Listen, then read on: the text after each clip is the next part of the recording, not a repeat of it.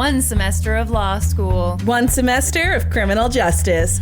2 experts. I'm Kristen Caruso. I'm Brandi Egan. Let's go to court. On this episode, I'll talk about a man who sued his wife's lover. And I'll be talking about a robbery at a video game store. Norman, do you have an alibi? Were you there? I'll quote Shaggy. It wasn't me. Were you banging on the sofa? What's that? Banging on the bathroom floor? Yeah, he was banging all over the place. Oh, Even that's caught you on right. camera? Yeah, I just remember the chorus. Okay. Well, Wow. deeply unimpressed over Yeah, here. by your knowledge of Shaggy. I couldn't have robbed that game store. I was banging on the sofa. Hey, if you enjoy banging on the sofa, why don't you check out the LGTC Patreon? Wow. Why? How much banging on the sofa is there going on in the LGTC Patreon? I'm just looking for common interests.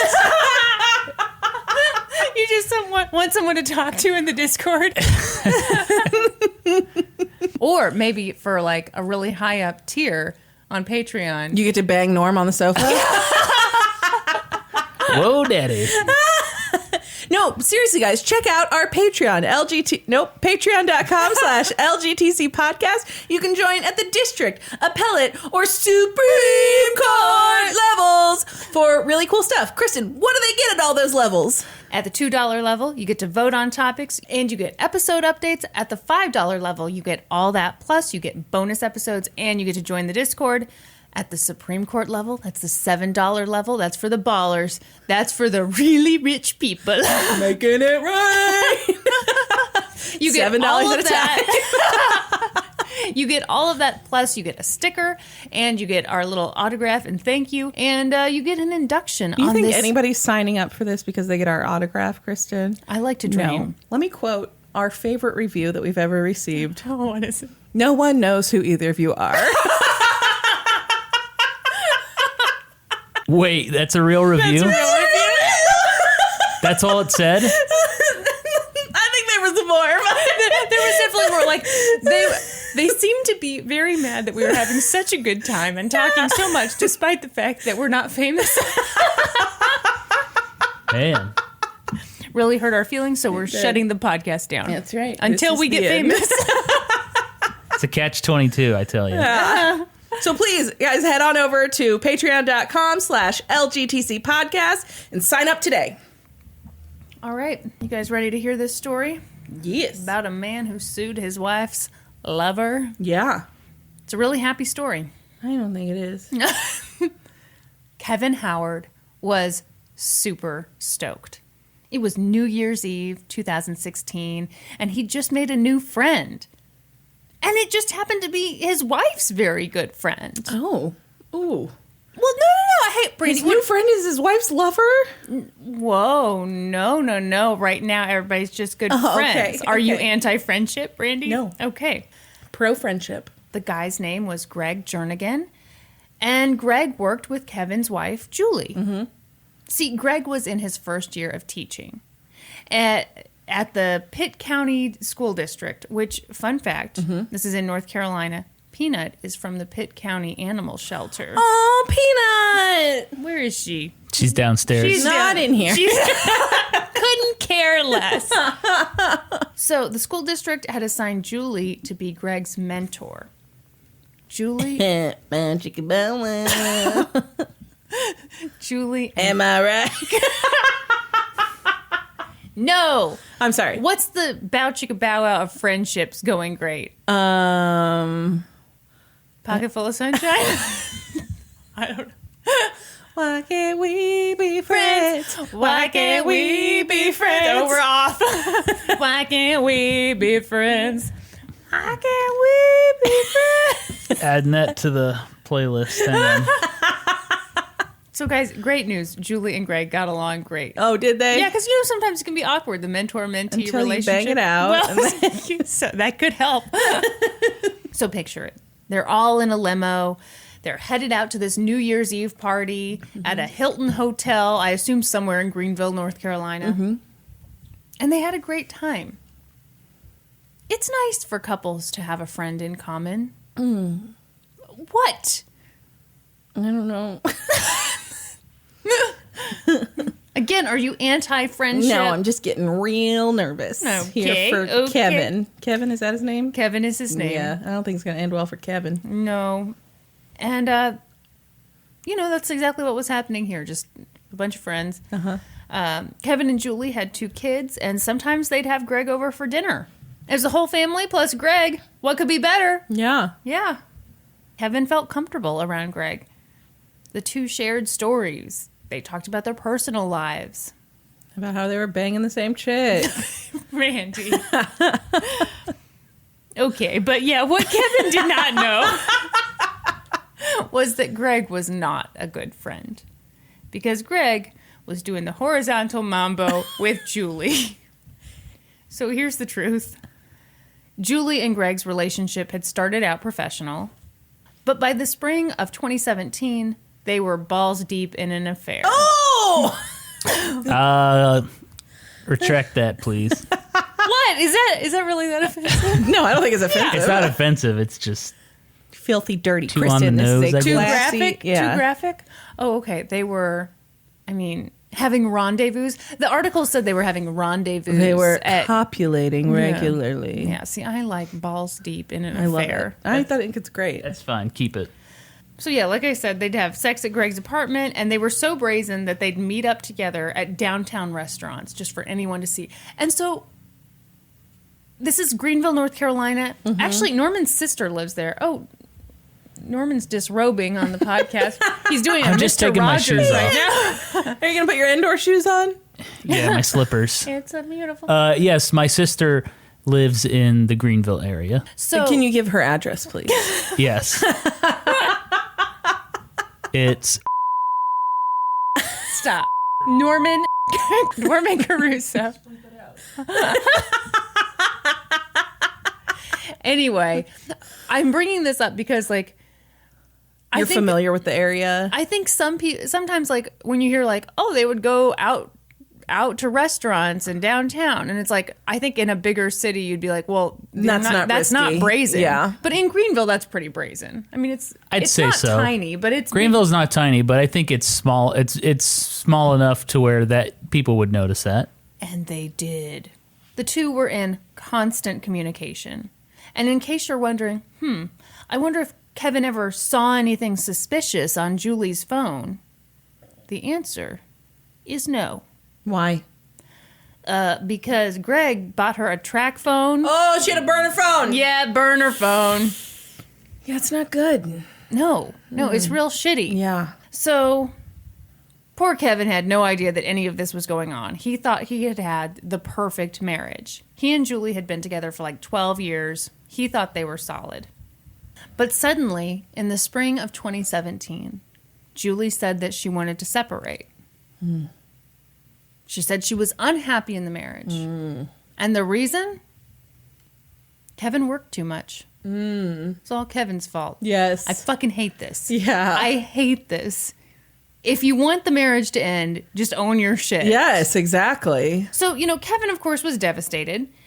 And it's unclear to me who suggested they go to marital counseling, but obviously it was Kevin, right? Yeah, I would assume. So they start going to marital counseling in March of 2017. And how did that go? Well, something felt off. Which I imagine something would feel off when one person doesn't really want to make things work and they're banging somebody on the side, sending off lovey text messages with their track phone. Yeah. Have you seen the spelling of track phone? TRACFONE. Hate it. Hate it. Kevin had this nagging feeling that there was something more going on. Something he didn't know about. So he hired a private investigator. Ooh. And the PI cracked the case pretty quickly. Julie was having an affair with her manatee. Greg. She was sleeping with a manatee? Yeah. The classic mentor-manatee relationship. Beautiful sea cow. I wonder how quick he cracked it. Was he just like, yeah, they're down at the Olive Garden right now, dude? I bet it wasn't too hard to crack, don't you think? Yeah. Kevin was super upset. He went to Julie and confronted her, and she confessed. She said that Greg had just said all the right things to her. She'd made a huge mistake having sex with him. Kevin and Julie tried to make things work. Mm-hmm. But on June 23rd, after a couple of months, they called it quits. Yeah. The marriage was over. And they started divorce proceedings, which in North Carolina is no small thing. I had a friend get divorced in North Carolina. They have like a crazy waiting period. They have a year Yeah. waiting period, which is insane. Yeah. Fun fact, Kansas, 60 days. Gee, how would you know? Just Source? fun facts from your own life, huh? Source? My own divorce. Source, I am an expert. I was officially divorced on the 61st day. So Kevin was devastated. He'd had a great marriage, and then it was gone. And yes, his wife was definitely partly to blame, but so was Greg. Kevin and what? What? Okay. What? Greg was to blame? Partly, sure. Okay. Because they'd been perfectly happy. And then, well, hold on. And then Greg enters the picture. And then they're not happy. Okay. Therefore. All Greg's fault. But what can you do? It sounds like he sued him. Well, yeah. Yeah. Greg looked at himself in the mirror. We're not to that part yet. Okay. Okay. Turns out, in some states, you can actually sue your spouse's lover. You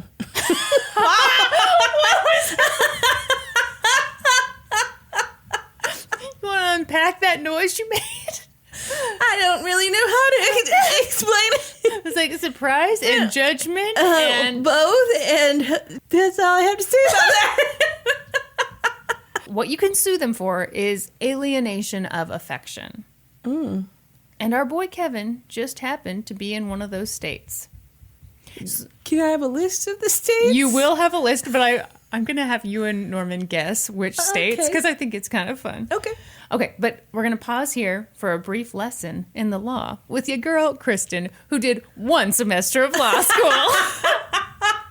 So these laws are sometimes called homewrecker laws. Ooh. I know. Ooh. They're also called heart balm laws. Heart balm. Like lip balm, like balm for your heart because your heart like was the broken. money is going to fix your heart. Undo it. I was very confused about what was happening. Did you think I was having a stroke? I did. I was real worried. What song was I doing? It's a Carrie Underwood song, right? Yeah, maybe. You stole my happy, you made me cry. Blah, blah, blah, blah, blah, blah. Take me for a ride. I'm gonna sue Put me you. through it. Undo it. What's the name of the song? Na, na, na. That's It's Carrie- called, it's Carrie called Underwood. Undo It by Carrie Underwood. By Carrie Underwood. Also by Kristen and Brandi. I'll add it. So these laws are like fucking old. They come all the way back from England. Mm-hmm. And this was back when the courts viewed women as property. Yes. Yes, long, long time ago. Yesterday. So this was like, just like you could sue someone for like stealing your mule or whatever, you could sue someone for stealing your wife. Okay. And nowadays there are still a few states that have these laws on the books, but you know, now it's got like a modern twist because these days women can do anything and we can sue a lady or whoever for stealing our spouse. That too. was my So- question. Can you do it the opposite Yeah. way? Yeah. Okay. So I have 6 states written down here, but I thought there were 7. Oh, well. Brandi, Yes. you get 3 guesses. Okay. And Norman, you get 3 guesses as to which states in the United States you can sue someone for alienation of affection. Georgia. No. Ooh. That's 1. Alabama. Nope. Mississippi. Yes. Got 1. Okay, Norman, can you do better than Brandi? Florida. No, but that's a very good guess. Texas. No, another good guess. Louisiana. No, you struck out. Oh, I feel so bad for you. And I'm sorry, how come Norm's were, oh, great guess. Nice try, honey bear. And mine were, no. Yeah, you got one. You know, we're a couple good. with the We're a couple with a mutual friend, Brandi. We are. Mutual We friend. are. We just talked about this at lunch. Yeah. Well, first of all, let me tell the states that have this. Tell us the states. Okay. So the states that still have these laws: Hawaii, Mississippi, New Mexico, South Dakota, Utah, and North Carolina. So no, we talked about this at lunch a little bit about like, would you feel uncomfortable if your spouse like touched or went out with someone of the opposite sex? Like what level of assuming contact? that you're straight, I guess. What level of contact with someone of the orientation that you are, like I know that's it is difficult to, but so like if you're into dudes, if it was another dude who's not your spouse, like what level of contact would you be comfortable with your spouse having contact with? I told Norman that I expect him to be like the bubble boy. Let no one more than 3 feet. That's right. Yeah, whenever like a waitress comes to take my order, I'm like, back off. I can't talk to you. Yeah, and Kristen orders Married. all of Norm's meals. Really, it's just because he did that embarrassing thing at the Golden Ox that one time. What did he do? Remember he ordered the pot of cream or what everybody... What did he do? I can't remember what you said he called it, but... The pot of cream. Yeah, it was your guys' dessert. Oh, yeah. So oh my God, I do remember this now. I'm cringing. It was our anniversary. Tell the story. I was looking at their dessert menu, and it was in French. It was like In my defense, it was like French. it was like le crème de pot or something, and it was a delicious dessert cream with like chocolate in it and whatnot. And so he said, well, "What dessert you want?" I said, "I'll have the pot of cream," because that's what it translates to, right? The truth is that Norman had had one Long Island iced tea that night. I did. And was feeling wild. He made a very strong Long Island. One of my favorite mixed drinks. Made it very You can strong. only handle one. Norman I got messed up. drank one, whipped up his shirt, danced at the bar, and then asked for a pot of cream. I don't know why I was embarrassed. Thought it was funny. It was funny. Pot of cream. So in order to win an alienation of affection case, Yes. you have to, number one, prove that you and your spouse had a happy marriage before this third party intervened. Excellent. And then you have to prove that this third party wrecked your marriage. Check. Technically, For Kevin, I mean. Right. I'm clearly talking about Kevin. Obviously. Who else are we talking yes. about? Technically, the third party does not have to be a home wrecking hoe, although Yes. it almost always is. It can actually just be like, let's say you've got an in-law who intervenes in your marriage, or like, it can technically be anyone. It doesn't have to be like a lover. because alienation of affection could mean something different. Yeah. Right. Yeah. But, these cases are almost always about the home wrecking hoes. Like Yes. Greg, I love calling men hoes. I do. Back to Kevin.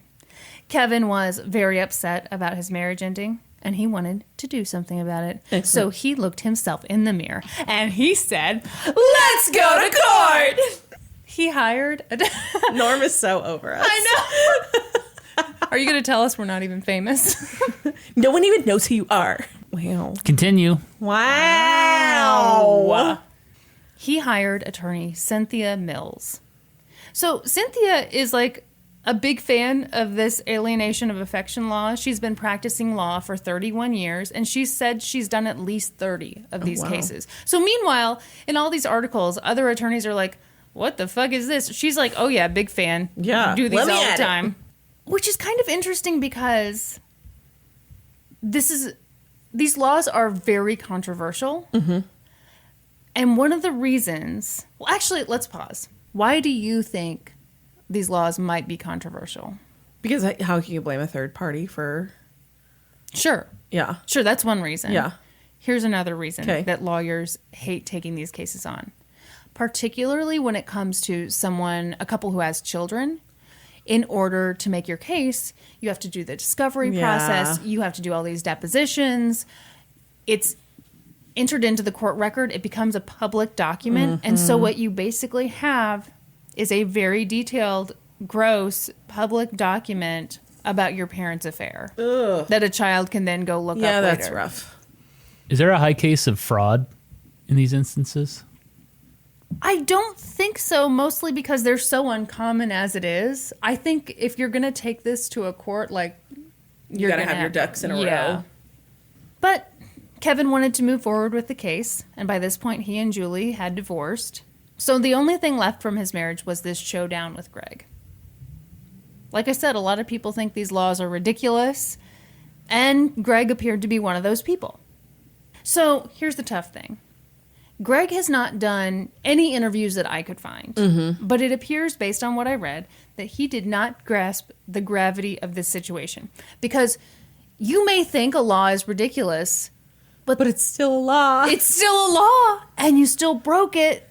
Oh. He decided to represent I himself think in it's court. ridiculous that I have to drive 25 miles per hour on a street where there's nothing, but if they catch me going 50 on that road, I've still broken the law. Yeah, you're still going to pay. Yes. When it was time for his deposition. So he represents himself. Yeah. Great move, huh? No. Oh, but you haven't heard about his background. As a lawyer? He's a teacher. Yeah, why would of you... the law? No. Why would you ever represent yourself? That is crazy. Yeah, that is crazy. When it was time for his deposition, Kevin's lawyer says that Greg laughed. Not a great look. Nope. And so she was like, do you find something funny about this process? And he was like, yeah, I think it's funny that I'm getting sued for this. He seemed to think that this was all some big joke. But Greg wasn't laughing for long. Do you know what came of this case? Does this case sound familiar? It made big headlines. Yeah, I think I know. On August 19th, 2019, a Superior Court judge in Pitt County, North Carolina, made national headlines by ordering Greg Jernigan to pay Kevin Howard $750,000 in damages. Oh. And he's a teacher, so that money's going to come quick, and It'll take him 200 years to pay. Here's the deal. If Greg can't pay, then it becomes debt owed, and it appears on his credit report. I'm kind of curious as to how this works. Like, so I guess he can't buy a house, or I mean, some people were like, "Oh, it's just he's never going to collect on this. It's just a piece of paper." But I mean, that's still a debt owed. That's I mean that. Wow. So Kevin probably won't get any actual money from this, but he says that's okay. He just wanted the moral victory. Oh, wow. Yeah. Some people, like this verdict came out in August, like I said, and this has kind of reinvigorated a conversation around it. Some people say that these laws need to be repealed because it takes up the court's time. Yeah. And the victims, even if you do get a judgment in your favor, you hardly ever collect. Mm-hmm. I don't know that that's necessarily a reason to repeal them. Yeah. But that is the story of a man who sued his wife's lover. And I am curious to know what we all think of this, because, like, I started out one way, I changed my opinion, I'm kind of like loosey-goosey. I feel like you should be able to sue for this. But then I think about this, its roots in property and all that. And then I think, well, I don't know. I'm so confuddled. I have to tell you, like, with my experience in this area, like, I never once blamed the other woman. Yeah. Like, didn't even cross my mind to... Well, you're a great person. Well, I'm talking about me. I'm not. I'm just saying, it never even, like, crossed my mind to be pissed at her. Yeah. I See, mean, that's kind of how I feel, too. Yeah. Because in this case... She didn't owe me anything. Yeah. My spouse is who owed me his loyalty and did not follow through on that. Yeah. Right, and that's how I feel about this case, is that she owed her loyalty to Kevin. Yeah. And she broke it, but she's not the one getting sued. Exactly. It also comes from a position of this, like, because it is rooted in, a woman is property, that, like, they're powerless and they were, like, seduced away. Yeah, that's true. Yeah. That's true. She couldn't even help it. I think it's a silly law, but It is a law. It's in the books. But should it be off the books? Do you think they should Probably. repeal it? It's kind of stupid. Yeah, it definitely seems old timey to me. Here's what it is for sure. Here's what should happen. yeah, What? you should be able to sue the spouse. You shouldn't be able to sue the spouse, but when you go through a divorce, that should take into account cheating. Yeah. Because there are no fault states. And I think that is stupid. Yeah, Do you think the no fault thing is just because, like, if they didn't have no fault, then stuff would get tied up in courts for years just to, like, prove that somebody had been cheating? yeah, but think about this. Think about being in a no fault state. Okay, so think about a married couple, a husband and wife. The wife is the breadwinner. Right. The husband has an affair. Yeah. They're in a no-fault state. And so the wife who files for divorce and was the one who was cheated on now has to pay alimony to the person who cheated on her. That would... Oh, Yeah. I don't know that I could recover. Right? I mean, And that's my problem with no fault. No-fault Yeah. states. I Yeah. agree. Yeah. yeah, there's no justice in that. Yeah, exactly. Oh, God. Yeah. You'd see me on one of those murder for hire datelines. Oh, that'd be awful. Yeah. Wouldn't that be awful? I think so. I don't know if I ever told you this. When I first moved to North Carolina and I was doing my job search, I was looking for like any kind of gig I could get. Yeah. And there was this lady who said she needed a babysitter. And so I was like, okay, cool. So we met up. Did I tell you this story? I don't think so. This is like the saddest story. So we met up at this diner for like the interview thing. And she was like very, very pregnant, like 7 months pregnant or something.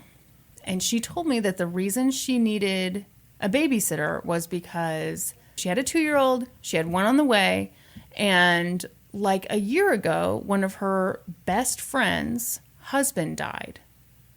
And so she felt really bad for the best friend. So they started like having the best friend over to the house more. Yeah, you see where this is going. Started having the best friend over to the house more and more, like, you know, just to make sure she was doing okay, make sure she wasn't lonely. Then one day, the woman comes home when she like wasn't supposed to come home, walks into her own bedroom, and Her best friend and her husband banging. Yep. Oh, no. Yeah. I would die. So she told me that story in a diner, and she was crying. I was crying. I bet. I mean, I just like, oh man. Oh, no. And in situations like that, I'm like, you should be able to sue everyone. Burn it to the ground. No, I think you guys are right. I think these laws are silly. They need to be taken away. But I just... Yeah. I think suing is like, yeah, I think it's too far because it's like, relationships end. Sometimes they don't work out.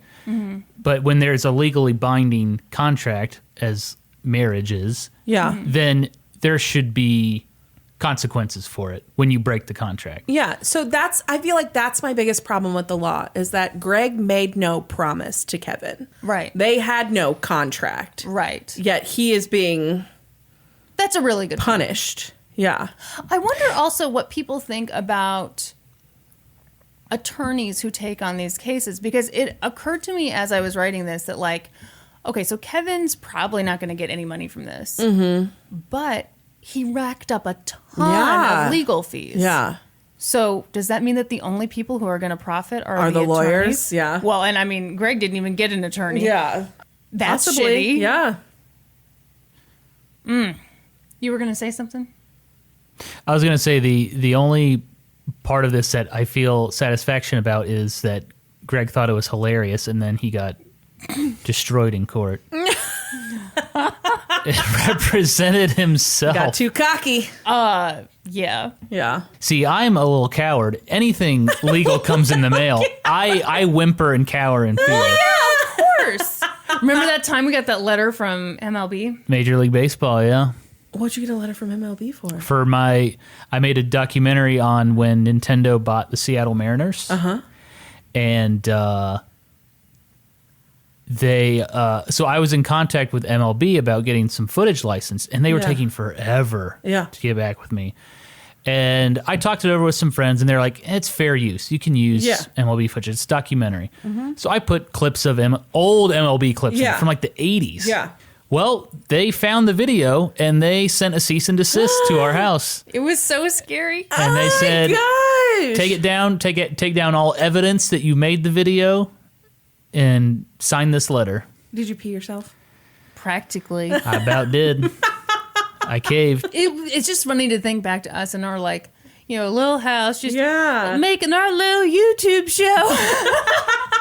I never MLB thought. comes knocking. But I've heard horror stories. People are like, "Oh, I recorded the World Series Game 5, and they came knocking on my door." I was like, "No way! No, There's no way!" MLB But is yeah, nuts. they are nuts about it. So, do you remember when there was like World Series fever here? Because the Royals went, back to back 2 years. Yeah. People were doing like all kinds of businesses were doing giveaways for World Series tickets, and that's against MLB rules.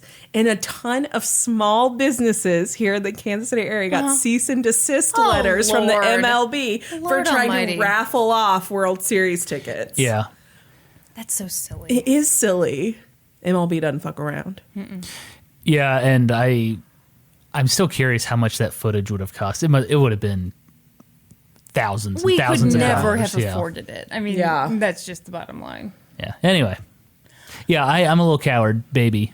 Even like when I got a speeding ticket, when I got my first speeding ticket, yeah. Did you cry? I didn't cry, but I was like scared to death. But it was literally you walk in and they're like, guilty, you pay $100, and I was gone. You had to make a court appearance? Yeah. I thought you chose to make a court appearance. No, you never would have chose that, would you? Well, so I think you were going to try to argue no. it. And then I got there and I peed my pants. No, If I didn't- No, I had to go. I don't know why, but for some reason I had to go, and it was in Virginia but I lived in North Carolina. See, I had to drive up to Virginia. And Maybe that's go to why. court. Maybe because you had an out-of-state license. That might be why. Oh, but I was scared to death. I was a young boy, new to the world, didn't know what to do. So anyway, if Kevin had sent a Cease and desist letter. a deposition Cease and to desist. me, Cease and desist on fucking my Yeah. wife. Yes. cease and please cease and desist fucking from my fucking my wife. wife. Erase all evidence that you fucked my wife. Now, if you want to pay to fuck my wife, Whoa. Now that's an interesting marriage. Well, essentially, isn't that what he ended up doing? that's really, wow, you're right in a way. Basically, yeah. That's some expensive sex. Yes. It's like he got a huge cable bill, and he's like, "I'm not paying this bill," and it'll just like sit in his permanent record forever. Yes. Ooh. Did you guys hear about your permanent record when you were a kid? No. No. Like, this is going in your permanent This will record. go down on your permanent record. No. Yeah. No. That was a big thing in the show Doug. Do you remember Yeah. Doug? Mr. Bone would always threaten. Doug sucked. Okay, I have to say, David and I wanted to watch like just something stupid on TV the other day, and so I picked Doug, and No, we started Brandi. like from the very beginning. First Oh my episode God. when they moved to Bluffington. Yeah, it was boring as fuck. Yeah, Norm. Doug is a terrible show.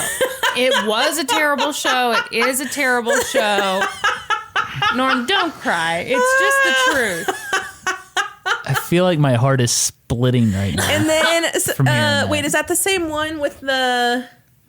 Or did we watch 2 episodes? I think we The watched nematode? Yeah, with the nematode. Cuckoo! Yeah, is that the same? Is that Same the first episode. episode? Yeah. Okay. Good. Now, to be fair, it's the first episode.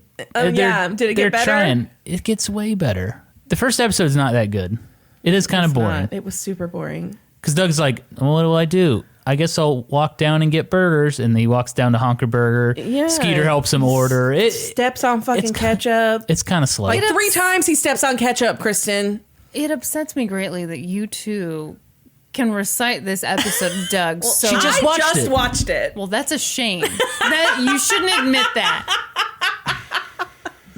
Okay, I'm gonna bring it down here a bit. Do you need to pee first, Kristen, or how's the bladder feeling? The bladder is feeling well. Okay, now anytime someone says bladder, I think of the Fatty Arbuckle I case, know. and I think of it being blown to bits. Ugh, Yeah, poor Virginia Rapp. Ooh, poor Fatty. I know. Nobody won in that story. No. Especially Fatty, who would not appreciate that you were calling him Fatty now. I'm sorry, Roscoe. Roscoe, yes. Sorry, Roscoe. Is this going to be like another sledgehammer thing? There are no sledgehammers involved. There's a murder. Okay. Okay.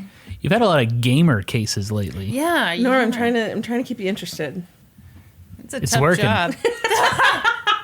I'm trying to remember how I heard about this case. I can't. Oh, you know what? I think you talked about how your worst job was GameStop, and I was wondering. I looked up to see if GameStop was ever involved in any kind of lawsuits or anything. Didn't find what I was looking for, but I found this case. Cool. So this comes almost entirely from an episode of Dateline that was done by Keith Morrison. Oh. What a Our dreamboat. Oh, love him. All right, are we ready? I am. Which I guess I should mention the gift you got me today. Kristen got me a Keith Morrison pop socket. It's amazing. So you mentioned it on the podcast that those things existed. Yes. So I ordered one for you, and then you know how Norman and I roll. If a package arrives, Norman just rips into it. And so Norman is not a Keith Morrison fan the way we are. So he just was like, who's this old white dude? Old dude on this pop socket? No, that's not accurate. I know who Keith Morrison is. Do you mean to tell me that when you saw this pop socket, you immediately were like, that is Keith Morrison? Yes. That is Dateline's Keith Morrison? Yes, I know who Keith Morrison is. I just Really? thought it was strange he was Who's on a his pop stepson? socket. Yeah. Who? I don't know. He's a famous stepson. I don't know. Chandler from Friends. Really? Yeah. Did not know that. Thank you for that piece of trivia. Who's Brandy's least favorite Dateline correspondent? Oh, God. Why is my throat keep I making don't that noise? Is it like former or current? Current. I don't know. She says it. Okay, so I feel really bad about this because he works really hard, obviously, and people like him. I hate even saying this because... Oh, well then let's not say it. I want to know now. Okay, I will say, I was really harsh on him the last time we talked about this. You were. I will be less harsh. He's my least favorite Dateline reporter, Josh Mankiewicz. Okay, I don't know who that is. Okay. You need to watch more Dateline, Norman, is the bottom line. I just don't really watch Dateline. The only time I watch Dateline was when we're at your parents' house. So, okay, the reason I'm having the change of heart here on Josh Mankiewicz Why? is because, I listened to the thing about Pam, fucking loved it. Yeah. So good. Keith Morrison could read me the fucking phone book and I'd listen to it. Love it. I went in and read some of the reviews for the thing about Pam, and people are like, what's up with this narrator? Like, they hated him. I know. I was like, who the fuck are you talking about? So then I thought about, like, maybe people feel that way about Josh Mankiewicz. Maybe people are like, really love Josh Mankiewicz, and I was here talking shit about him. And I felt really bad. Okay. So, Josh Mankiewicz, if you're listening, thank you. Welcome to the podcast. And I'm so sorry for those things that I said about you last time. All right. Sure. Okay. Oh, wow. Bored already? I haven't even started, so Kristen. sorry. Let's talk about Doug. You don't like patty mayonnaise? No, I thought the whole cast was Pork lame. chop? Thought it was super Roger? boring. The Skeeter worst. Valentine? BB Bluff? So stupid. Do you think Skeeter's supposed to be black? Is that like Skeeter's why he's blue? 100% black. Yeah. Like, I can't believe Jim Jenkins even like argued that He said he's not? he's like, I made the cast a variety of colors so we can all, love the differences about each other. He's Skeeter's like, no one. definitely supposed to be black. Yeah. 100%. I do think that those characters are all different races, but what unites them is that they're all so boring. Okay. It's Monday, January 29th, 2007. We're in San Antonio, Texas. Mariano Rivera, which is now my favorite name. It's beautiful. Like, It is just nice. flows Yeah. really nicely. I love it. The famous pitcher for the New York Yankees? No, different Mariano Rivera. Okay. He was the manager of a GameStop video game store, and he was at his store doing his regular Monday morning routine, and his routine was simple.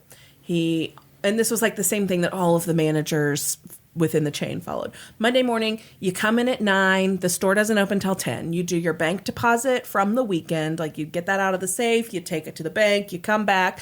You get the store all phased, put out any new displays, whatever, ready to go for business at 10. So he did all of that, and everything went just like it normally does. No problems. He got the deposit made, store open on time, all of that.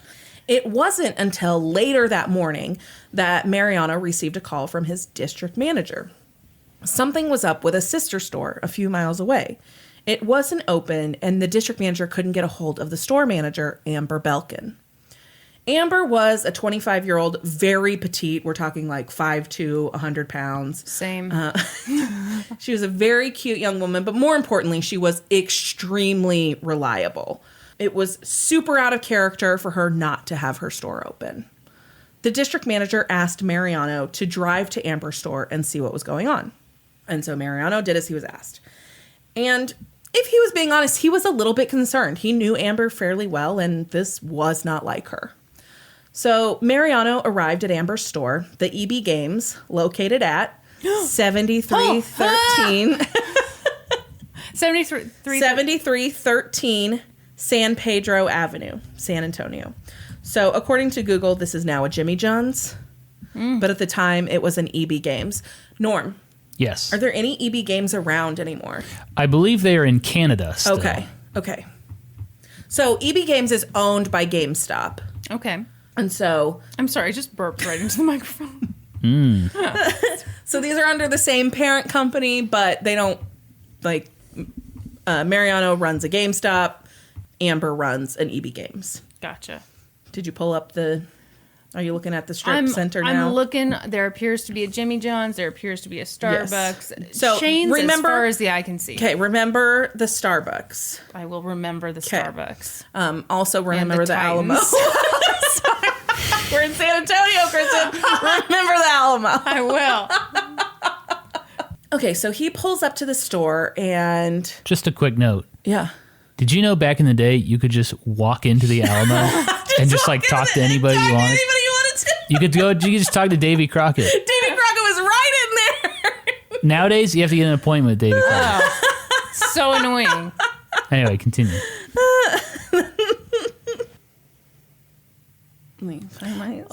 Everybody drink. Brandi lost her place.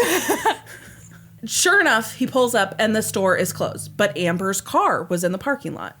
Mariano tried the door, but it was locked, and he kind of looked in through the window, but the store was dark, obviously, and he couldn't really make out anything that seemed out of the norm.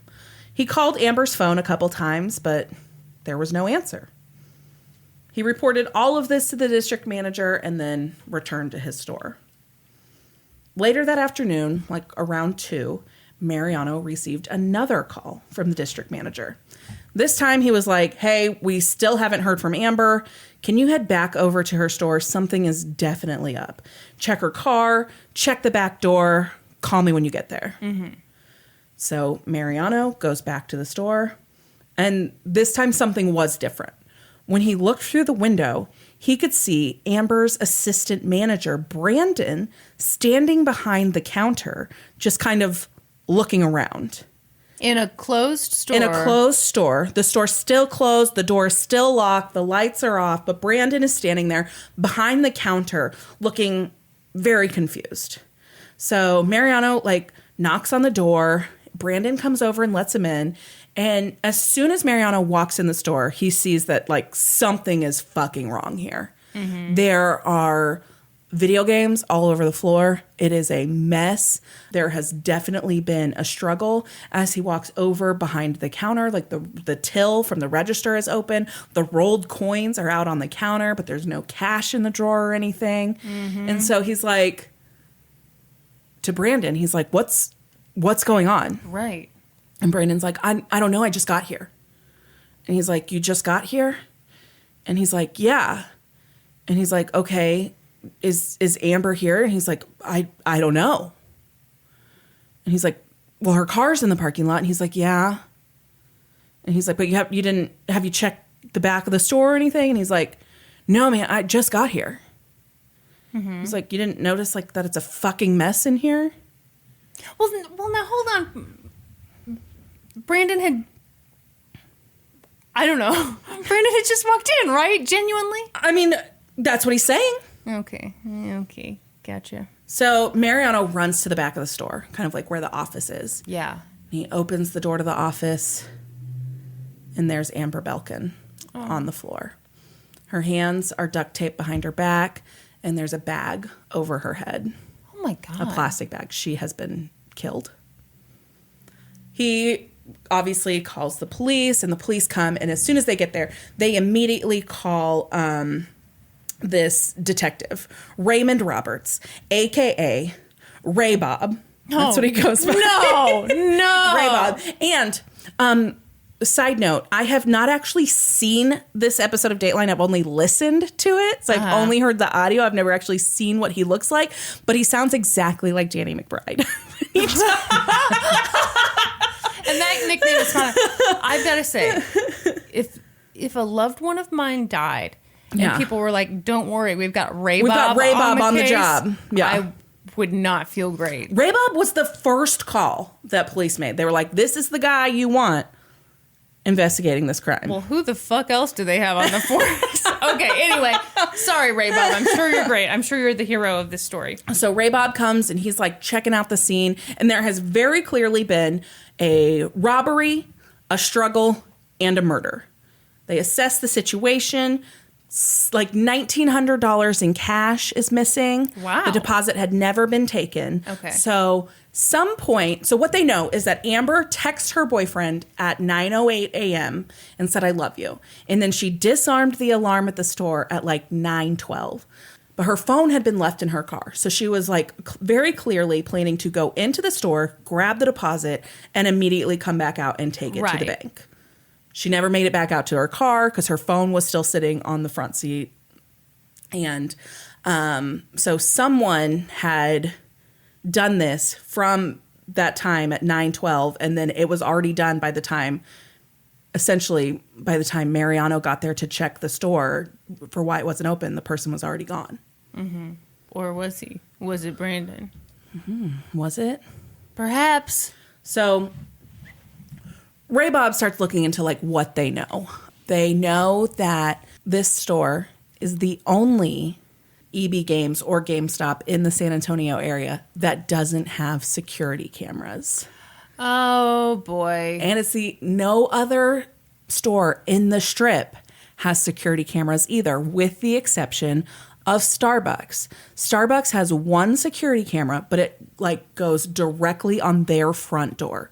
So there are no cameras here whatsoever. And so he's like, this is definitely was a targeted store. Yes. And it's somebody who has inside knowledge of this business. It's definitely Brandon. Yes. It's definitely Brandon. That's exactly what Ray Bob says. And then they start looking into Brandon's work history. And it turns out that he and Amber had been butting heads. He hadn't worked there very long. He did not get along. He didn't like her management style. They did not get along well. And that very day, Amber had prepared a final write-up. It was his last warning. She was going to present it to him that day. He was going to sign it. It was going to get turned into corporate. And whatever discretions he had, that was his final warning. And if he did it again, he was gone. Is he a red herring in this story? Right now, he's our prime suspect, Kristen. Okay. He would be for me. Smells like a red herring. Because as a key holder, you do know the inner workings. Yeah, you have the security camera footage. You know if it's there or not. Plus, just the fact that she was in the back. Yeah. Which is always locked at a GameStop. So someone put her back there. Yep. Mm-hmm. And she was dead, which means like if somebody's going to rob a store. Yeah. They're probably not going to kill the person. They just want the money. It. That was the first thing that Ray Bob said. He's like, you don't kill someone. You don't kill someone for this robbery. This robbery is a cover-up for the murder. Right. Yeah. Yeah. And so the thing that really made Ray Bob like Brandon for the crime was that he knew the exact window when Amber would have pulled the money out of the safe and had it to take it to the bank. And he would have attacked her right at that time to be Right. able to at least, get something out of it. But he did not believe that robbery was the motive. He believed that Brandon had murdered Amber because he was going to lose his job. I don't know that it's worth it to murder someone over a job at GameStop. Definitely not. Mm-hmm. So the investigation's kind of moving along, and it's word of this body being found inside the EB Games spread through town really quickly. And Amber's parents, Randy and Lee, had some connections in law enforcement. And so they got a call really quickly that something was going on at Amber's store once her body had been located. Oh. But they didn't know what had happened. They heard that a body had been found there. And so Randy immediately gets in his truck and goes to drive to Amber's store. Yes. And he calls his friend who's a defense attorney. And he's like, this is what I know. Can you call around and see what you can find out, what happened here? And he's afraid that his daughter has discovered a body in her store and that she is going to be traumatized by it. And it's as he's pulling into the parking lot of her store that he gets a call back from his friend who's the defense attorney, and is like, Randy, I've got some really terrible news. Yeah. It's Amber. Yeah. Amber was Randy and Lee's only child, and they had completely doted on her. She'd had a pretty easy life, very privileged, but she was a amazing human being as a result of it. She'd help anybody. She'd give you the shirt off her back. She loved animals. She was always bringing home stray animals and then adopting them out and stuff. They were crushed by this. And they were pretty sure that Brandon was the one who had done it, because Amber had had a conversation with her mother that day about how she was going to write Brandon up and how she felt really nervous about how he was going to react to it. But she just had to do it. Ray Bob's zeroed in on Brandon. Mm-hmm. He starts watching his behavior. He brings him in. He interrogates him. He checks into this alibi that he says he has. He said that morning he got up and he went and helped his fiance's parents move a kitchen island into their kitchen. A likely story. No one's ever put an island in a kitchen. No! And he says that he didn't even know that Amber had written him up. He didn't know anything about that. Huh. And even if she had, okay. It's a job at GameStop. It's a job at GameStop, yeah. So he's telling this whole story about how he doesn't know anything about it. And his behavior at the store that day, how he'd been standing there and hadn't even bothered to look for Amber, he had an explanation for that. Shock? He'd just gotten there and he was like, fuck, was I the one that was supposed to open? He thought that he had messed up. He got there and he was sure that he had read the schedule wrong and that he was the one who was the result of the store not being open yet. And he was like, I'm going to get fucking fired.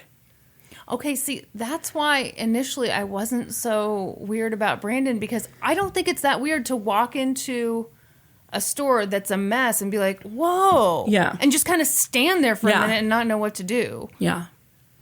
As for his behavior about not even noticing that fucking shit was missing and that there were games on the floor, he had an explanation for that too. Okay, well, that is stupid. You have to notice that. He assumed that the closer the night before hadn't done their duties and had left the place a mess.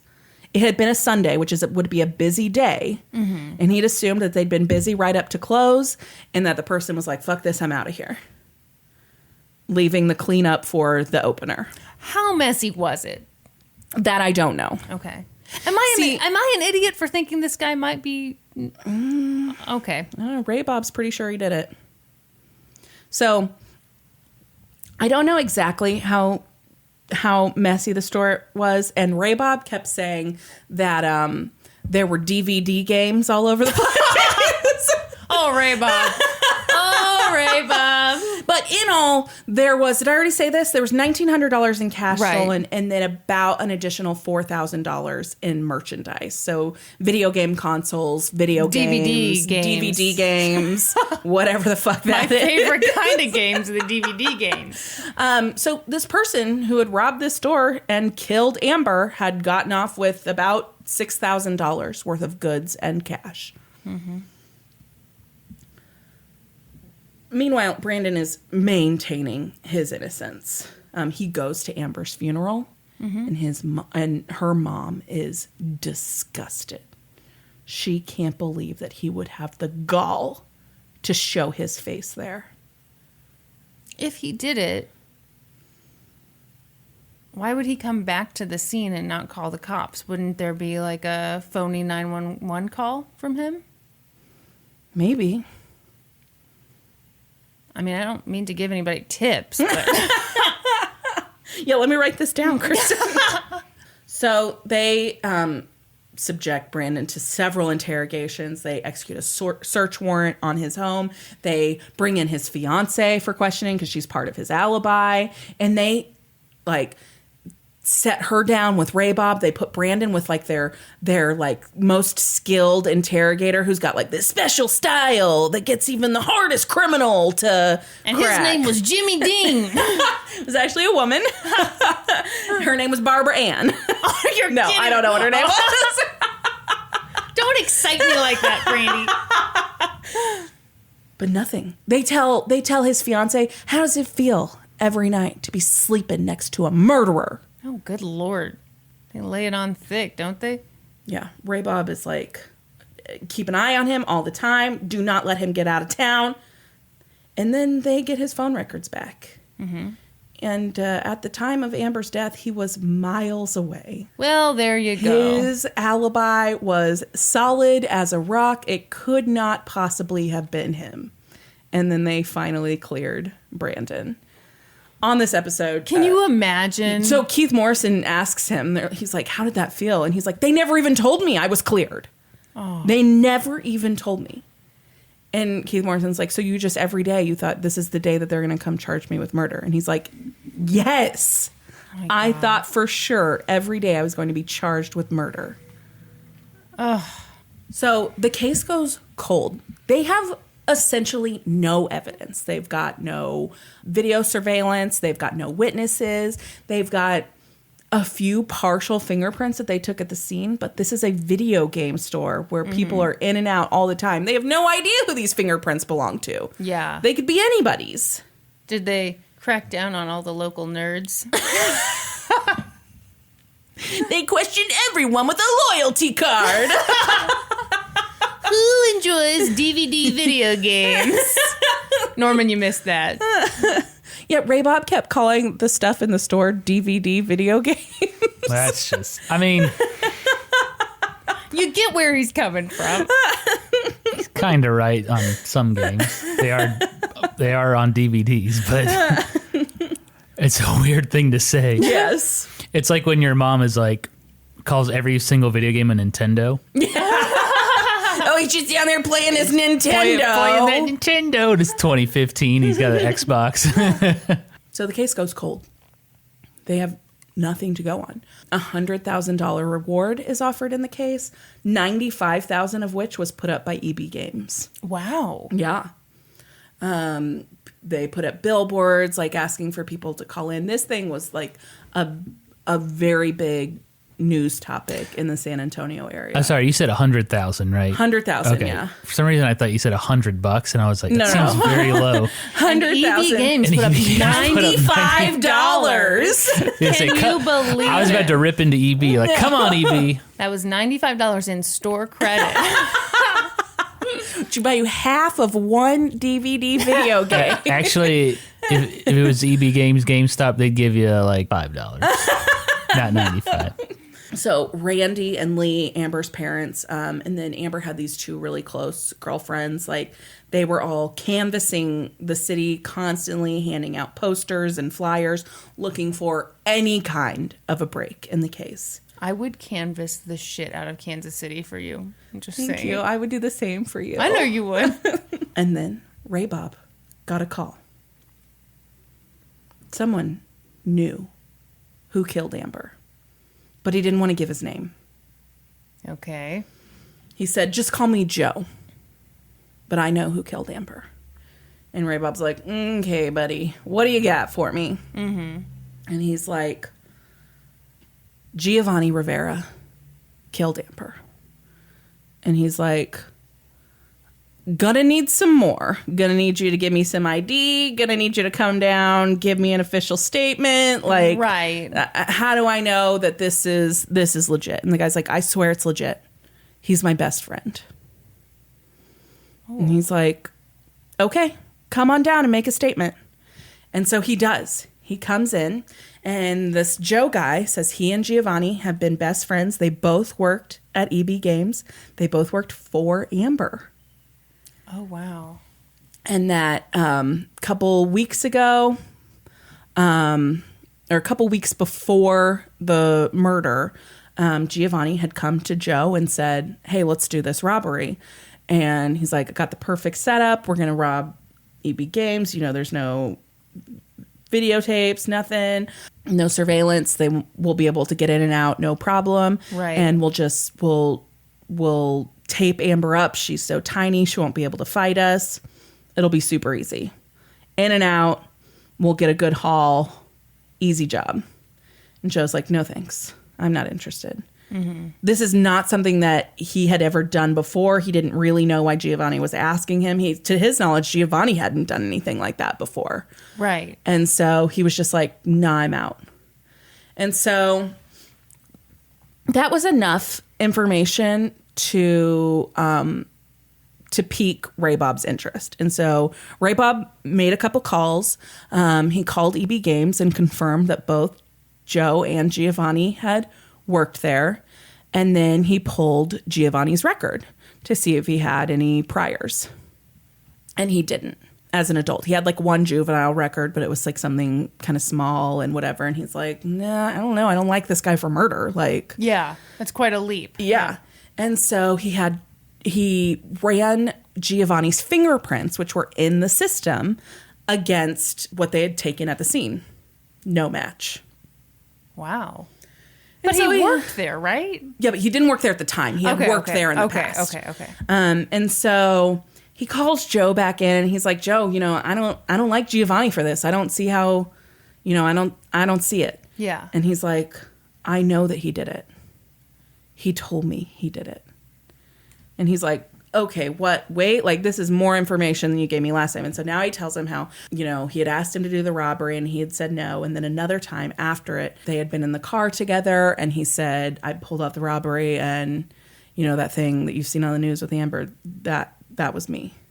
And he said that he didn't even know how to react to it. He didn't know what to do because he was alone with Giovanni. And if he was capable of killing someone in a robbery, he didn't know what he could be capable of doing to him. And so he just froze and didn't do anything. He got out of the car as quickly as he could. And then he held on to the information for a while, not knowing if he should tell on his best friend. Mm-hmm. But just was constantly weighing on his conscience and he just had to tell someone. Yeah. And so Ray Bob's like, okay, all right. And so he's like, I think that's enough for me to bring Giovanni in and question him. And so he brings Giovanni in for questioning, and Giovanni's very nervous. But I think I would be nervous if the police asked someone. Even if I've never murdered anyone, and I think I would be nervous if the police asked me to come down for an interrogation. Because I know what can happen. Mm-hmm. Yeah. But so he's super nervous. He like refuses a drink. He's like, no, my stomach's all messed up. Like that'll make me sick. DNA. And so he's like, Ray Bob's like, you know, I'm just going to come straight out with it. I like you for the murder of Amber Belken. And Giovanni's like, whoa, I like you like as a friend. Not ready for that commitment. He's like, no, man, I don't even know what you're talking about. I don't know anything about that. Yeah. Yeah. And he's like, well, you know Amber. And he's like, well, I mean, I worked there for a little bit, but, you know, I don't know anything else about it. Okay, thanks, bye. And totally clams up, won't say anything. And so they let him go. And Ray Bob is like, this is the guy. Like, after meeting him, he's like, this is the guy. This is the guy that did it. And so he's like, but I don't have anything. I don't have anything to tie him to the scene. Right. And he decides he's gonna roll the dice and write up the request for an arrest warrant and a request for his DNA and just see if a magistrate will sign off on it. And so he writes it up, he takes it, and the magistrate's like so glad that the case is moving forward that she's like, finally, and signs off on it. It's Ray Bob's birthday that day, and he's like, best birthday present ever. At this point, he's gotten super close to the Belken family, and he feels super close to Amber because she looks like just like his daughter. Oh my gosh. Yeah. Okay. And so this case is super personal for him. And he talks about that on this episode of Dateline, how he's like, you can't do that with every case because it will tear you apart.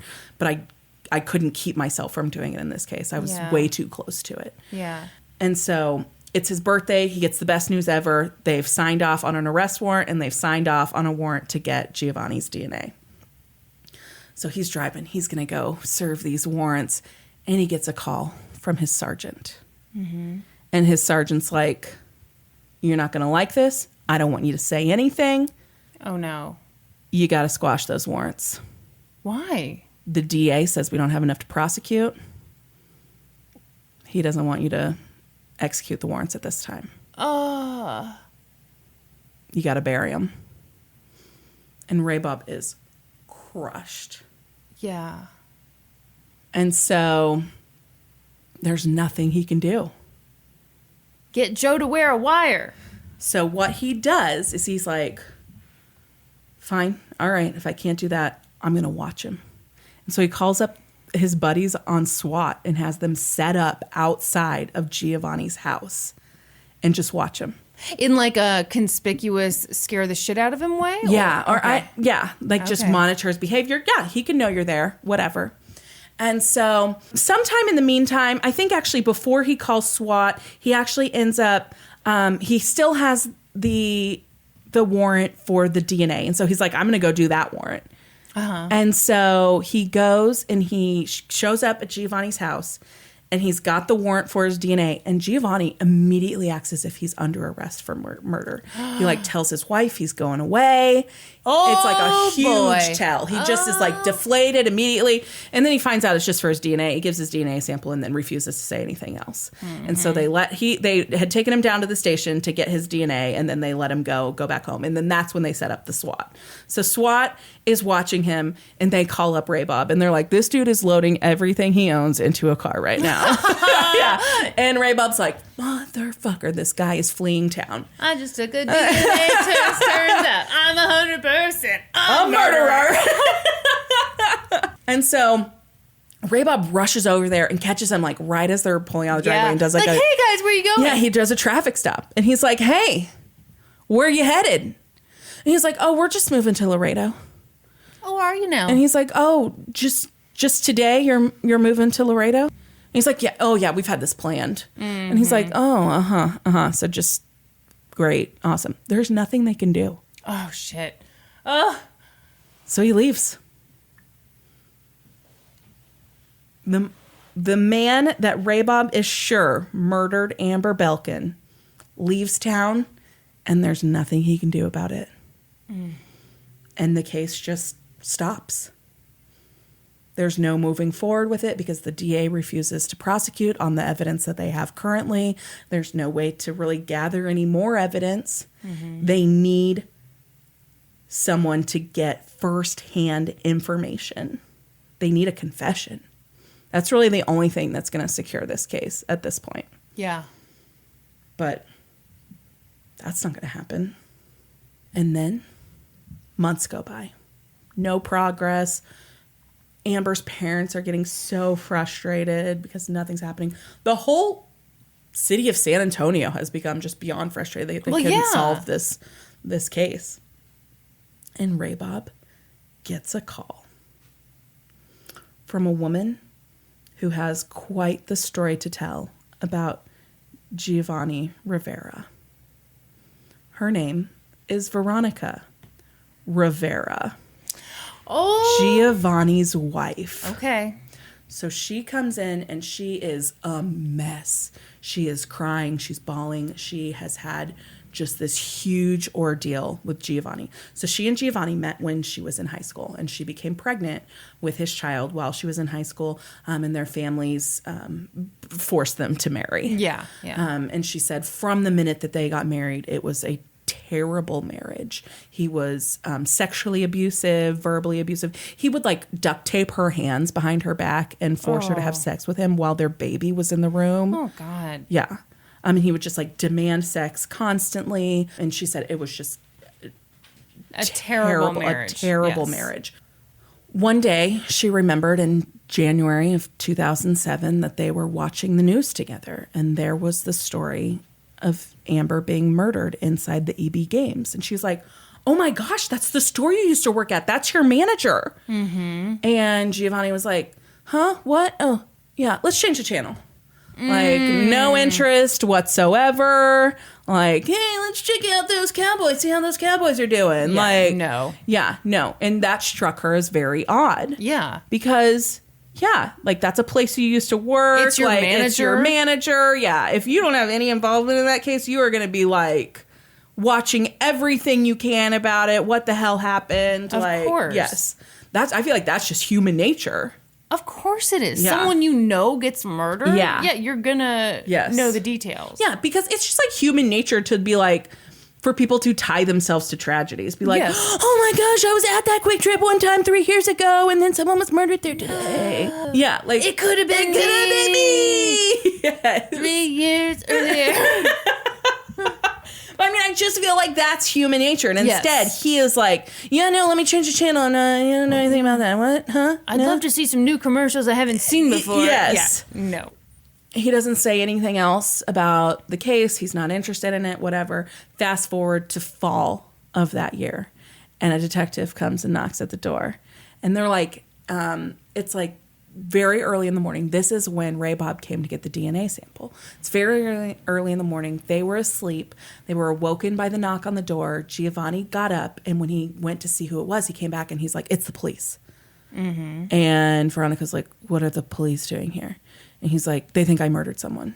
And she's like, what? Why would they think that you murdered darling? someone?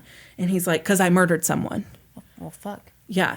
And so he's like, I'm gonna be going away. Like, I think they've got me. And so her mind is immediately like, oh, there was an altercation, like at the fight in a bar, bar. like Yeah. something like that. Like that's immediately what comes to mind. And then she finds out that that's not the case, that they want him in the Amber Belken murder. And she's like, holy shit.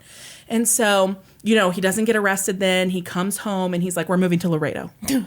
And she's like, okay. What do you mean we're moving to Laredo? And he's like, we have to move right now. And she's like, I don't want to move to Laredo. So here's the significance about moving to Laredo. Okay. Laredo is a border town. Uh-huh. So like if the police tracked him down and came to arrest him, he could very easily, more easily than where they were living in San Antonio, cross over into Mexico, and it'd be much harder to arrest him. Okay.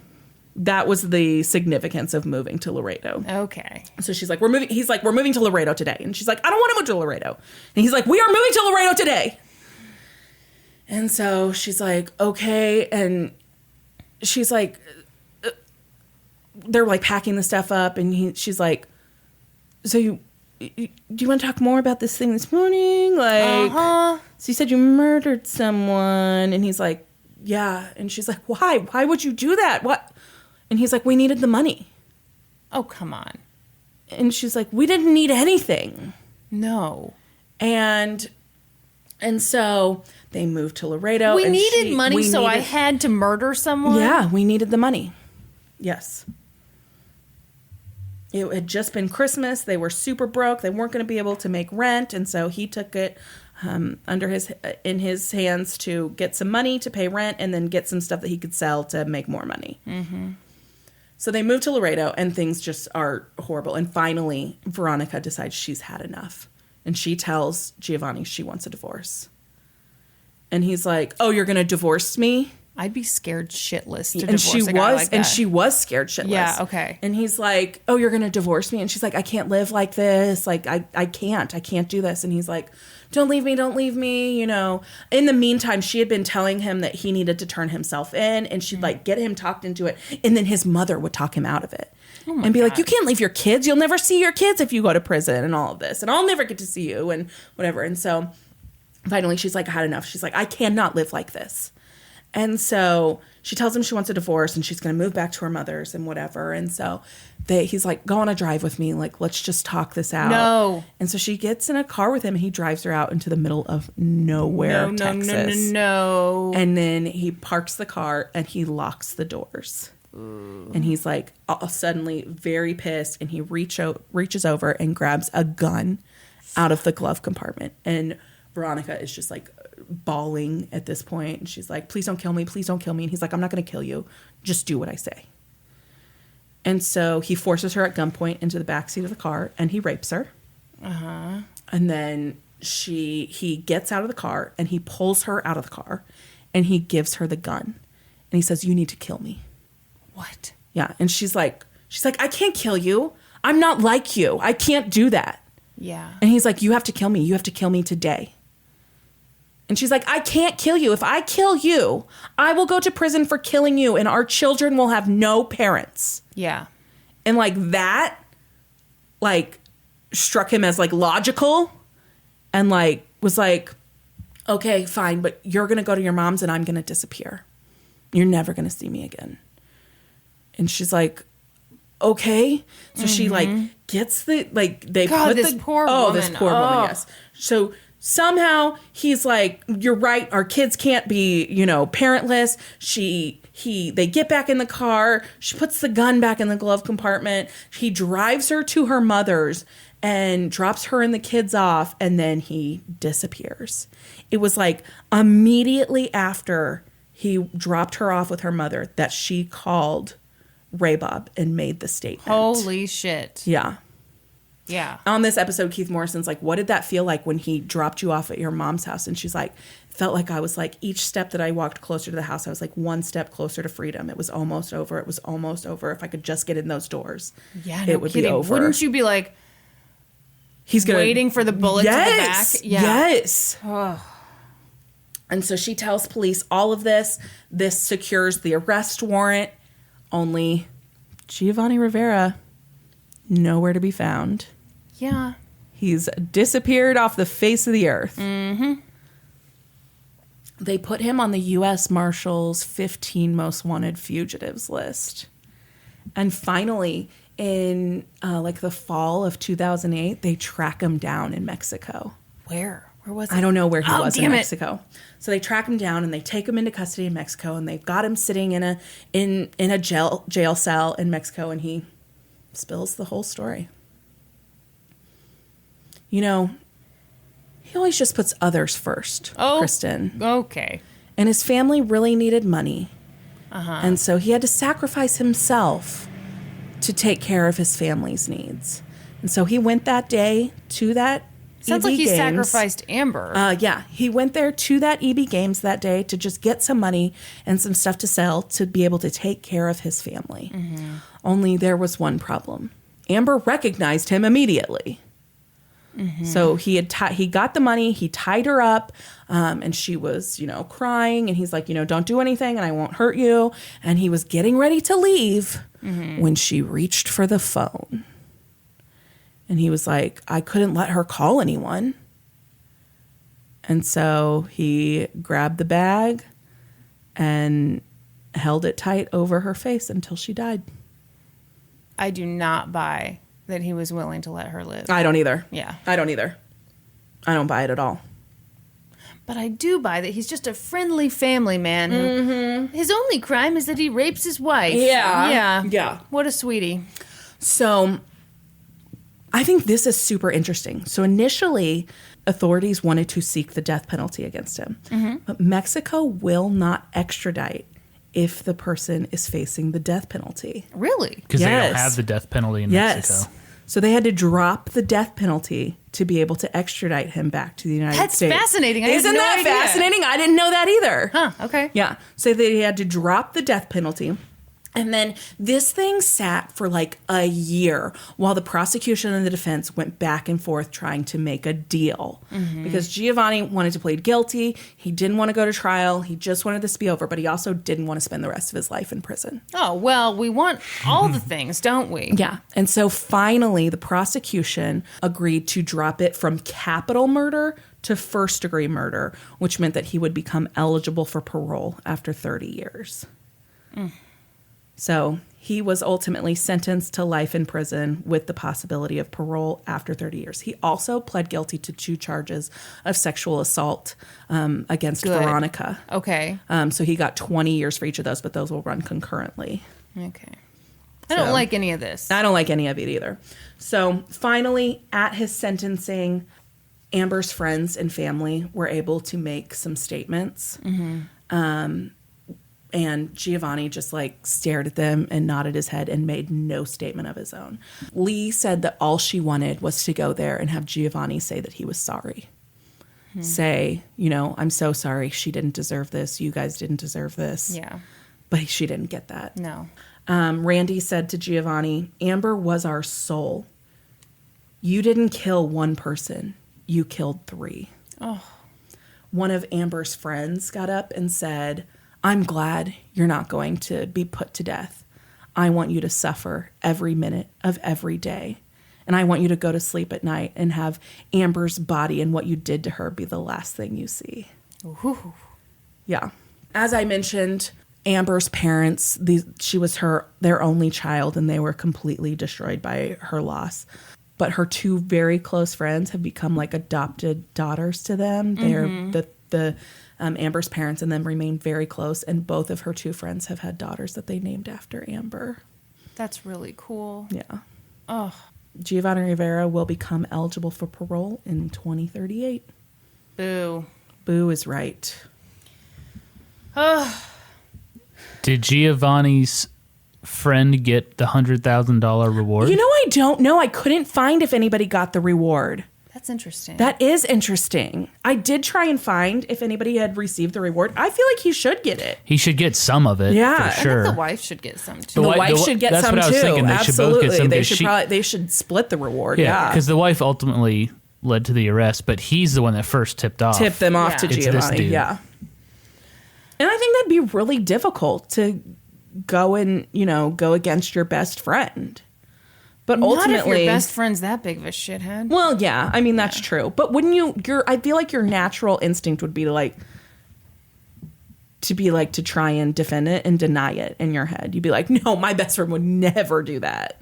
It's hard for me to put myself in this situation because I feel like if you murdered someone, Yeah. I would probably agree that it was justified. Right. Honestly, like Right. if you did it, I'd probably be like, I mean, Yeah. first of all, you wouldn't murder someone for $2,000 and No, and some video games. Yeah. No. So, I believe that I heard that when police initially came to the house that he was literally playing one of the video game systems that he stole from shut Amber's up. store. Well, he's a giving man. That's he's a right. family man, and he stole entertainment for himself for Yeah. the family. Yeah. Ugh. Norman, do you have questions for us from our patrons? Ooh. Jillster wants to know, do you prefer cinnamon rolls or cornbread with your chili?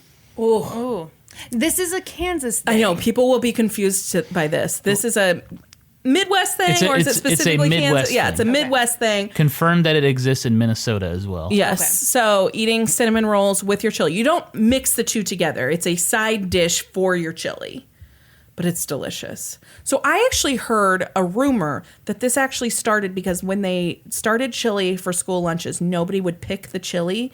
And so they paired it with cinnamon rolls so that kids would pick it and it didn't go to waste. That's really Got 'em. I Yeah. love it. Yes. I hope that's true because I I like do too. it. So, I don't know how. So I always make cornbread with my chili because I like to eat cornbread in my chili. Yeah. I have a very specific method. Put your cornbread in the bottom, you put your chili on top, and then you just smother it with cheese. Blue cheese. Oh, God. Oh, I can smell that from here. I knew that would kill you. Oh. Yeah, I wouldn't be mad with either, but I do cornbread. Yeah. You would do cornbread? Oh yeah. I've never had the cinnamon roll with chili. Oh my gosh, I would it's love so to try good. though because I bet that is good. It's so good. Aaron J. Boo wants to know, y'all have made me want to visit Kansas City and your surrounding area. Is there any touristy things that I should for sure catch? What is so? Yeah, let's name some of our favorite things to do in old KC. I think the Nelson's super cool. The Nelson Art Museum. Yeah. Boring. Really? Wow. I'm not much of an art museum Ooh, guy. it's a good museum. It's a good though. museum. Yeah, I feel like art. There's like a really You'll love cool it. Egypt like exhibit. There's like modern art and like Renaissance art. I mean, there's all the arts. There's Van Gogh Yeah. stuff, and like somebody found a bug stuck in one like last year. Yeah. At one in the Nelson. They have giant shuttlecocks. Why are you looking at me? We're looking at your giant shuttlecock. What Sorry, else it just should be hangs done? out sometimes. We have really good food in Kansas City. Great food. What? I feel like we're doing a really We're not. bad We're not. job. We'd be terrible on the tourism board for sure. World War One museum. Ooh, the World War One. Boring. boring. Oh, it's Ew, good. History. Toy and miniature museum. I haven't been since they remodeled. I haven't been either. And is that the thing? That's the thing. Yes, that's Nell Donnelly's, Donnelly's old house, right? Yeah. We should go. We should go. Why aren't we going there? Why don't you Why aren't guys we there right now? live episode from Nell Donnelly's house? Ooh, that would be amazing. And the background noise would be horrendous. Yeah. Yeah. Kay Burns wants to know, what would your intro music be? So, you know, on wrestling when they walk out and they like blare some music, or like baseball players I know come my. out. I know to my walkouts. baseball walk-up song. What is What it? is it? The Stroke, Billy Squire, because I think it would be funny. And Sing it. everybody, have you heard? You don't know the song? No. Oh, Keep going. that's all I know right now. I Kristen. don't know what mine would be. It's funny because like a really good swing is called a stroke. But it's also like kind of dirty.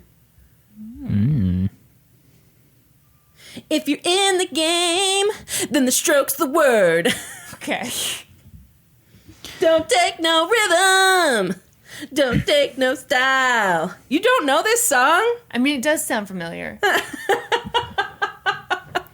Andrew Lippens says, in honor of Saffron Gray and I's honeymoon, Ooh. what is your favorite type of theme park ride? Okay, I have always liked. Is that a bug up there? Oh, no. Or is We've that got a stink bug. Where? Stink oh bug. my God, it's another stink bug. The stink bug returns. Stink bug epidemic The Mac. of 2019. Okay. So I always like, well, it's called the detonator here, but it's I hate that. It's the ride where you like get in. No. It's like a big cylinder, and you're in seats around the bottom, and then it shoots you up to the top like faster than the speed of sound. And then you vomit, and it brings you back down at so lightning speed. I feel like that's terrifying because at the top there is a moment where you think your harness is for sure not going to work because you come out of your seat a little bit and like you think you're just flying to the moon right that minute. Yeah. So here's a funny story. My dad went on that ride at Worlds of Fun, and they so they put you in, your harness comes down, and then they buckle the harness, and then they also like latch the harness into place, and a green light comes on like above your seat, so that means you're good to go. And so my dad was in it, and like they like latched his thing, and his green light came on, and then like as soon as the guy turned around, his green light came off, went off, and he was like, "Excuse me, Oh, no. my green light went off," and the guy's like, "Yeah, you're fine." Well, And so, like, they did the ride anyway without his green light being on. My dad said he never held on so tight. Like, he crossed his arms on that harness, and he held on to that thing. He thought for sure it was coming open, and he was flying out at the top. oh, my favorite, teacups. Teacups? Yes, I love that. So I'm afraid of things that go too fast. And I don't like the sensation of being dropped. So I like a ride where you control how fast it goes. I do not like any theme park rides. You don't like At any? all. You like teacups? Makes you dizzy. You like standing in line for cotton candy?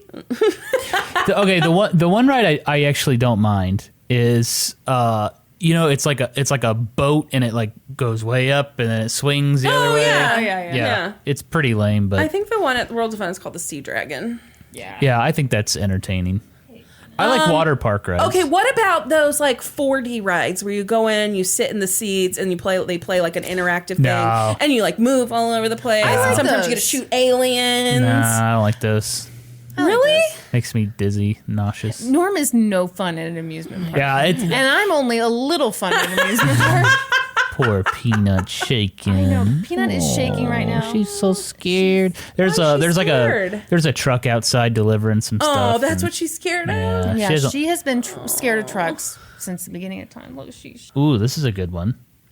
Heather wants to hear about our host's worst date.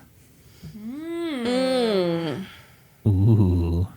Okay, I have dated so little, but I do have one that's funny.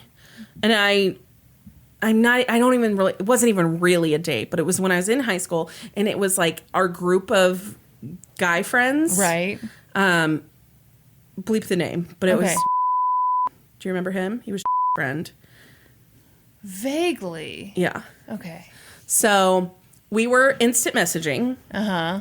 And he was like, hey, do you want to go to the movies? I was like, yeah, I'll go to the movies. And like, there was a movie out that we wanted to see. And so I specifically... Wait, what did he look like? Uh-huh. Okay. Gotcha. I feel like they gave him X-Lax at one of their parties. No. Yeah. So this was your dream guy. Yeah. So anyway, I'm like, yeah, I'll go to the movies with you. But I was like, I didn't want it to be a date because I wasn't sure if I was into him. I was pretty sure I wasn't. Yeah. And so I met him at the movies, and I got there a little bit early, and I bought my ticket before he got there so that it would for sure like not be a date. Okay. So we went and saw the movie Gothica with Halle Berry. It's a scary movie. Okay. And so... Was it just you and him? Yeah, it was just me and him. Okay. Yeah, if it was more than that, I wouldn't have had any risk of it being thought that it was a date. Like if it was a group of us. No, it was just me and him.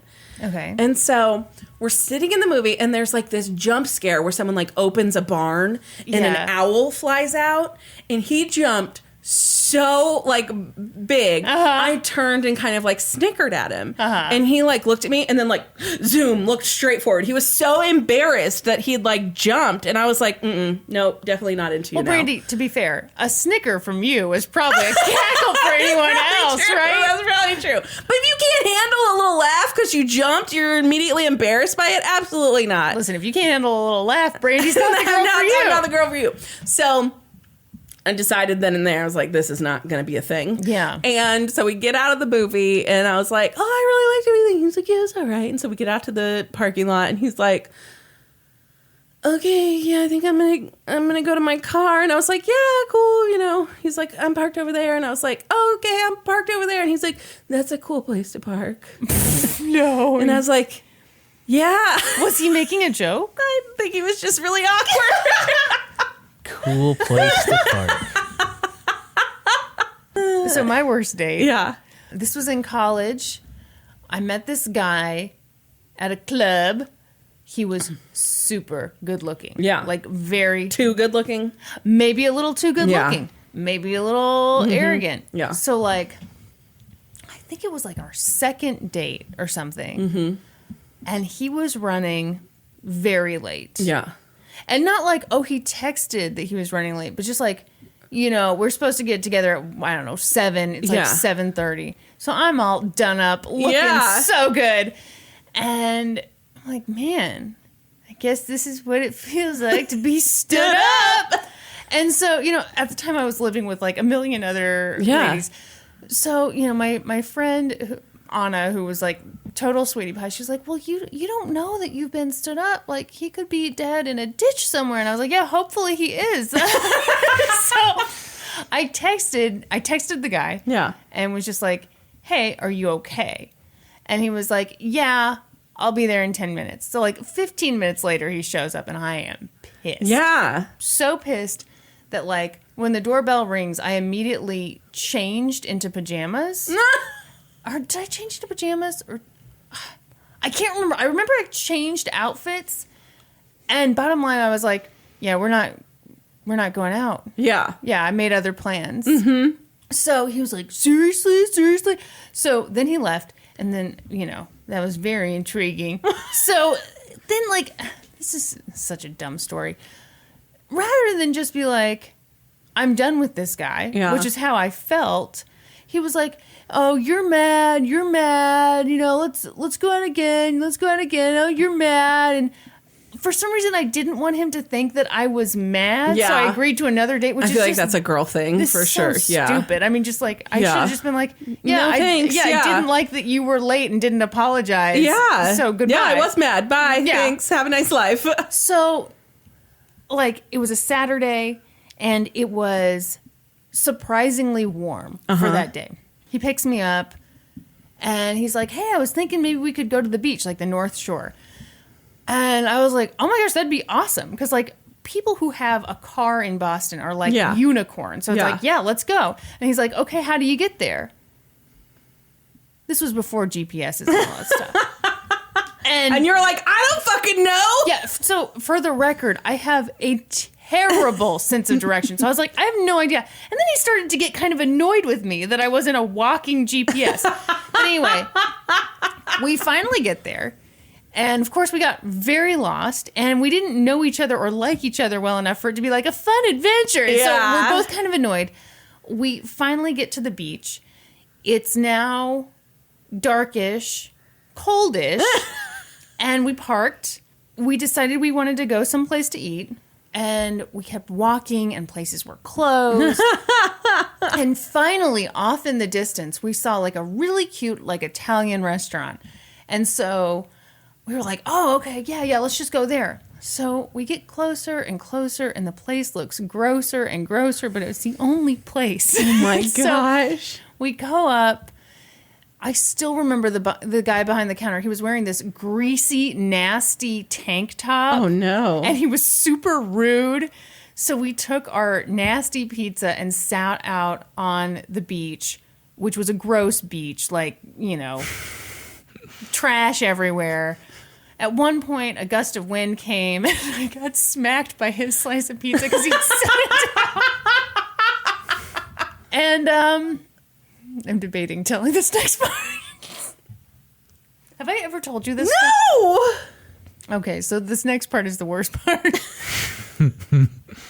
So now it's super dark, super cold, and I'm still wearing an outfit that's like, oh, a warm spring day. Yeah. I look like a hooker. So we're walking back to the car. It's a very long walk because we had passed so many places just trying to get to this crappy pizza. Yeah. And he's like, I have to pee. And I was like, okay. And he's like, I really have to pee. Okay. And again, I'm like, oh, okay. So finally, like, we came up to some pillars. Yeah. And he's like, I'm going to go behind these pillars. So I'm like, great. I'm standing alone on a street corner, and my date is pissing behind a column. Of course, some gross guys came up in a car like, hey, blah, blah, blah. Oh, and then my date like comes out on his white horse, tucking his dick back in his pants. It was terrible. We did not go out again. Oh, shocking. Norm, you got a story? Yeah, what's your worst date? I have to think about it. You've had 35 minutes. I've been engrossed by Kristen's story. Did you know that story? I feel like you've told me that before. I'm sure I've told you. I don't remember the pizza hitting your face, though. It didn't hit my face. It was more like my side. But yeah, it was terrible. It was an awful date. You're kind of like Brandi, where your dating experience is... Yeah, I don't have much. Yeah. Yeah. I never really had a bad... Not like that. Yeah. I've never had a bad date. All right, that wraps up questions. Ooh, Let's those are some good questions. Let's do some Supreme Court inductions. What is that? Oh, well, you see, Brandi, if you pay $7 a month on Patreon, you get inducted onto this very fine podcast. Ooh. And you know what? This week, we're doing something a little special. We're reading names and favorite movie snacks. Excellent. What would you like for people to do for this week's Supreme Court inductions? Everyone, please stand and solemnly do the Macarena. Doreen, the troublemaker. Popcorn, extra butter. Riley Adams.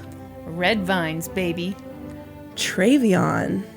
Sour straws. Jamie. Peanut M&Ms. Summer. M&Ms with popcorn so they get all melty and stuff. Ariella Velez. Popcorn, pickles, and snow caps. Oh, God, I hope not all together. Okay, and this is very funny because David and I have talked about snow caps a bunch, and we're like, who the fuck eats snow caps? They're very good. Ariella. And me. Kristen, you eat snow caps? Well, I've never had a sno cap. I've never, gotten them specifically. Yeah, you don't go to the movies and you're like, oh, they have snow caps this time. Because Ariella's bought all of them. Snow caps are good, but it is candy you don't usually go out and look for. Yeah. Like Dots. I love Dots. We saw know, Dots you the other weirdo. day in the store, but it was a big box of Dots. I was like, I don't know if I'm ready for that. You'd have to really the commit. 99 center. Yeah, it was a big one. Mary Jane.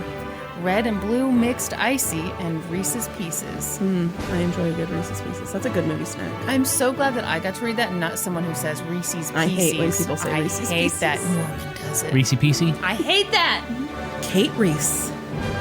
Peanut butter M&Ms. Oh, my favorite M&M. We had to do a special trip to the I know. gas station because you'd never tried one. I'm sorry. Freak. I like the pretzel M&Ms. What a freak! Keep it in the circus. Windy Z. Coke, popcorn, and all the chocolate. Welcome to the Supreme Court. Thank you guys for all of your support. If you're looking for other ways to support us, please head on over to our social media. We're on Facebook, Twitter, Instagram, Reddit, YouTube. Head on over to our Patreon, patreon.com/LGTC podcast. Remember to subscribe to the podcast wherever you listen, and then leave us a rating, leave us a review on Apple Podcasts, and then join us next week. Hold on. What did I forget? Special thank you to... Oh, yes! Yeah. Oh! So special thank you to Jen and James. They both sent us Twizzlers. Oh, Jen, James, thank you. We have been snacking away. And I gotta say, I think between them and Mark and Kathy, we are all set on Twizzler nibs. We appreciate you guys for doing the listener homework. Are you telling people not to send us nibs anymore? Yeah, what is your deal? I don't want people to feel obligated. Okay, so here's the deal. Here's the real story, Okay, guys. Yeah, tell the real story. We're feeling really guilty about asking you guys to send us nibs because the shipping on these things are ridiculous. Yeah, we really do not want you to spend your hard-earned money shipping us nibs. We love the nibs and we appreciate them so much, and we have eaten all of them. Yeah, we are very, very grateful, but it makes us feel really guilty when we see how much the shipping is on these things. I'm going to go ahead and break away from you two and say, please continue to send me, the audio engineer, candy. Wow. Norman I do not does feel not guilty. care about shipping costs. I do not feel guilty one bit. Word of advice, please send it USPS first class. It's a lot cheaper than priority. Send all candy to me now because they don't want it anymore. Please do not feel like we don't appreciate it. We appreciate it so much. But Yes. we hate that you're spending your hard-earned money on shipping. Yes. So, again, thank you for all of your support, and be sure to join us next week. When we'll be experts on 2 whole new topics. Podcast adjourned. And now for a note about our process. I read a bunch of stuff, then regurgitate it all back up in my very limited vocabulary. And I copy and paste from the best sources on the web, and sometimes Wikipedia. So we owe a huge thank you to the real experts. For this episode, I got my info from the Washington Post, CNN, and WITN. And I got my info from the Dateline episode, Everything She Knew, as well as articles for My San Antonio and KNS5. Ken's 5, huh? For a full list of our sources, visit lgtcpodcast.com. Any errors are, of course, ours, but please don't take our word for it. Go read their stuff.